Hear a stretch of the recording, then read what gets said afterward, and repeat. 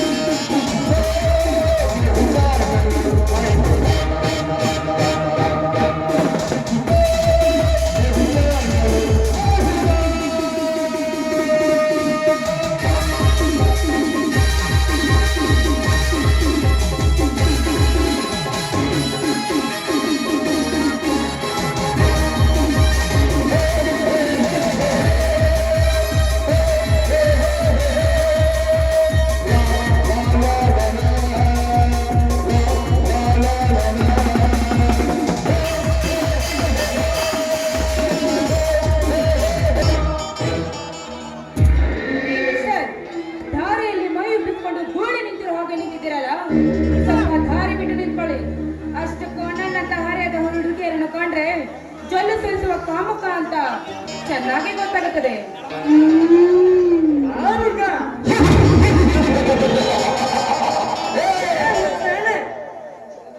ಹುಟ್ಟುವ ಪ್ರತಿಯೊಂದು ಗಂಡು ಮಕ್ಕಳಿಗೂ ತಂಗಿ ತಾಯಿ ಅನ್ನುವ ಮಾನವತೆ ಮಮತೆ ಕೊಟ್ಟು ಬೆಳೆಸಿರುತ್ತಾರೆ ಈ ಸಮಾಜದ ತಂದೆ ತಾಯಿಗಳು.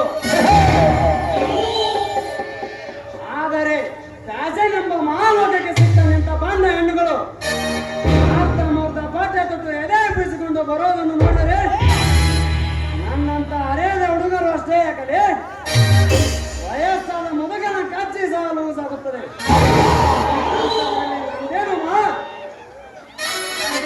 ನೀವು ಕೆಟ್ಟು ಹೋಗ್ತೀರೋ ಅಂತ ನೋಡು, ನಿನ್ನಂತವನ್ನು ನೋಡುವ ಹುಡುಗರಿಗೆ ಬರೋದು ಸಹೋದರಿ ಅಂತೆ ಭಾವನೆ ಅಲ್ಲ, ಆಧಾರತೆ ಭಾವನೆ ಎಂಬುದು ಮಾತ್ರ ಮರಿಬೇಡ.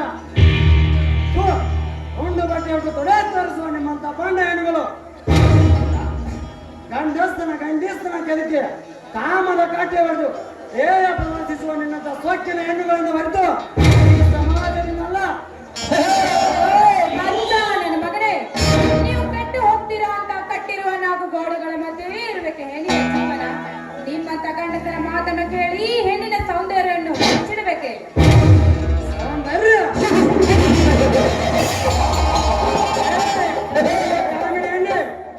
ಸೌಂದರ್ಯ ತೋರಿಸಲೆಂದು ಅರ್ಧಮರ್ಧ ಪಾಠ್ಯ ತತ್ತು ವ್ಯಾಪ್ತಲೆ ಆಗಿ ಬಂದು ನಿಂತರೆ ಸೌಂದರ್ಯಕ್ಕೆ ಮೆರುಗು ಬರುವುದಿಲ್ಲ. ನನ್ನಂತ ಹುಡುಗರು ಗೂಳಿ ಅಂತ ನಿನ್ನ ಮೇಲೆ ಎರಗಿ ಬರೋರು ಎಚ್ಚರ.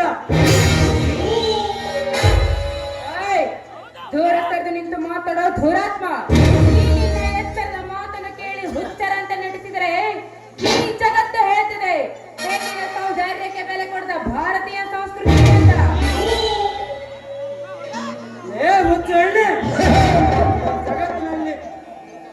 ಈ ಜಗತ್ತಿನಲ್ಲಿ ಅತ್ಯಂತ ಸೌಂದರ್ಯತೆ ಹೆಣ್ಣುಗಳಿರುವುದು ಭಾರತದಲ್ಲಿ ಅಂತ ಇಡೀ ಜಗತ್ತೇ ಬಾಯಿ ತುಂಬ ಹೇಳುತ್ತದೆ.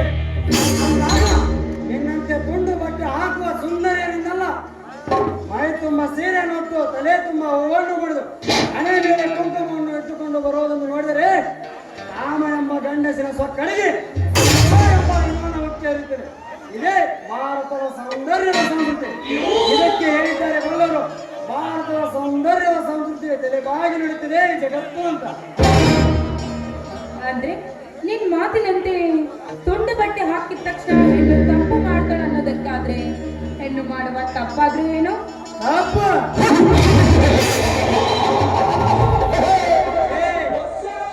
ಮುಂದಿನ ಪೀಳಿಗೆಗೆ ದಾರಿದೀಪವಾಗಬೇಕು ಬೇಕಾದ ನಿಮ್ಮಂತ ಹೆಣ್ಣುಗಳೇ ಬಾರಿನಲ್ಲಿ ಕುಳಿತು ಬ್ರಾಂಡಿ ಕುಡಿಯುವ ಚಾಲಾಕಿ ಹೆಣ್ಣುಗಳು ತುಂಬಿಕೊಂಡರು ಈ ನಿನ್ನ ಕಲಿಯುಗದಲ್ಲಿ. ಅದು ತಪ್ಪಲ್ಲವೇ?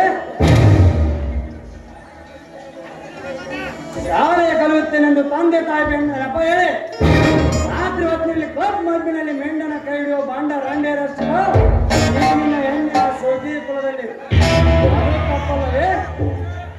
ಅಷ್ಟೇ ಯಾಕಲೆ 9 ತಿಂಗಳು ಎತ್ತು ಸಾಕಿದ ಹೆಣ್ಣುಗಳೇ ದ್ರೋಣ ಹತ್ಯೆ ಮಾಡುವ ನಿನ್ನಂತ ಬದ್ಮಾಸ್ ಹೆಣ್ಣುಗಳು ತುಂಬಿಕೊಂಡರು ಈ ನಿನ್ನ ಕಲಿಯುಗದಲ್ಲಿ. ಅದು ತಪ್ಪಲ್ಲವೇ? ಅದಕ್ಕೆ ಹೇಳಿದ್ದಾರೆ ಬಲ್ಲವರು, ಹೆಣ್ಣಿಗೆ ಎಣ್ಣೆ ಶತ್ರು ಅಂತ. ರೀ ಮಿಸ್ಟರ್, ಸಮಾಜದಲ್ಲಿ ನಾನೊಬ್ಳೆ ಫ್ಯಾಷನ್ ಮಾಡ್ತಾ ಇಲ್ಲ. ಹಳ್ಳಿಯಿಂದ ಹಿಡಿದು ದಿಲ್ಲಿವರೆಗೂ ನಡೆದಿದೆ ಫ್ಯಾಷನ್. ಇದರಲ್ಲಿ ನಂದೇನ್ರಿ ಮಹಾ? ಮತ್ತು ಬಾಯಿ ಹುಚ್ಚೇನೆ. ಈ ಕಲಿಯುಗದಲ್ಲಿ ಭಾರತದ ಸಂಸ್ಕೃತಿ ಉಳಿದುದು ಹಳ್ಳಿಯ ಬಡ ಹೆಣ್ಣು ಮಕ್ಕಳನ್ನು ಹೊರತು ನಿನ್ನಂತೆ ವ್ಯಾನಿಟಿ ಬ್ಯಾಗ್ ಹಾಕಿ ಬೈಕಿನಲ್ಲಿ ಸಿಗಿಸುತ್ತೋ ನಿಮ್ಮಂತ ಶ್ರೀಮಂತ ಸೋಗಿನ ಲೇಡಿಗಂದಲ್ಲ. ಹೌದು, ನಿಮ್ಮಂತವರಿಂದ ನಮ್ಮ ಸಂಪ್ರದಾಯ ಕಾಪಾಡಿಕೊಳ್ಳಬೇಕಾದರೆ ನಮ್ಮಂತವರು ನಿನ್ನಂತವರಿಗೆ ಬುದ್ಧಿ ಕಲಿಸಲೇಬೇಕು. ದಯವಿಟ್ಟು ನನ್ಗೇನು ಮಾಡ್ಬೇಡ, ನಿನ್ ಕೈ ಮುಗಿದು ಬೇಡ್ಕೊಳ್ತೀನಿ, ಬೇಡ್ಬೇಡ ನಾನು. ನಿನ್ನ ಶೀಲದ ಬಗ್ಗೆ ಸೆಲೆಗೆ ಬಾಸ ಸಂಡ ನಾನಲ್ಲ, ಒಬ್ಬಳೇ ಇರುವೆಂದು ತಪ್ಪಿಕೊಳ್ಳುವ ಬಾಂಡನೂ ನಾನಲ್ಲ. ಆದರೆ ಸಮಾಜವನ್ನು ಕೆಡಿಸುವ ನಿಮ್ಮಂತ ಗೌರವ ತುಂಬಿದ ತರುಣ್ಯರನ್ನು ಹರಿದಾರಿಗೆ ತರುವ ಸರ್ದಾರ ನಾನು. ಇಷ್ಟೆಲ್ಲ ನನ್ನ ಸಮಯ ವ್ಯರ್ಥ ಮಾಡಿ ತಪ್ಪಿಗೆ ನಿನ್ನನ್ನು. ಅಯ್ಯೋ, ನನ್ನನ್ನು ಮಾತ್ರ ಏನು ಮಾಡ್ಬೇಡ, ನಿನ್ ದಮ್ಮ ಅಂತೀನಿ, ಬಿಟ್ಬಿಡು. ನಿನ್ನಂತವನ್ನು ಹಿಡಿದುಕೊಳ್ಳುವ ಮತಿ ಏನ ಗಂಡಸು ನಾನಲ್ಲ. ಈ ಕರ್ಣನ ಕೈಯಲ್ಲಿರುವ ಗೊಂಡು ನಿನ್ನ ತೆರೆಯ ಸುಲಭಂತೆ ಮುಂಚೆನೆ ಸರಿದು ನಿಲ್ಲು.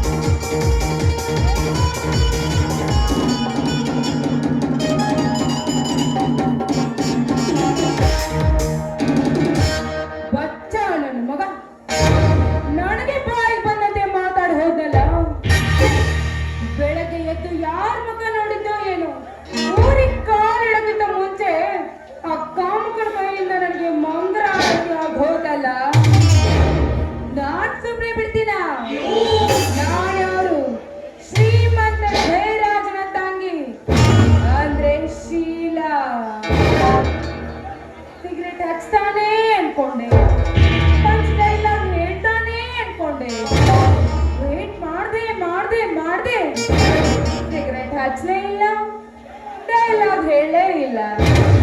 ಹಲೋ ಗೈಸ್, ನಾನು ಏನ್ ಹೇಳ್ತೀನಿ ಅಂತ ಗಮನವಿಟ್ಟು ಕೇಳ್ತಾ ಇದ್ದೀರಲ್ಲ ನೀವು? ಕೇಳಿಸ್ತಾನೆ ಇಲ್ಲ?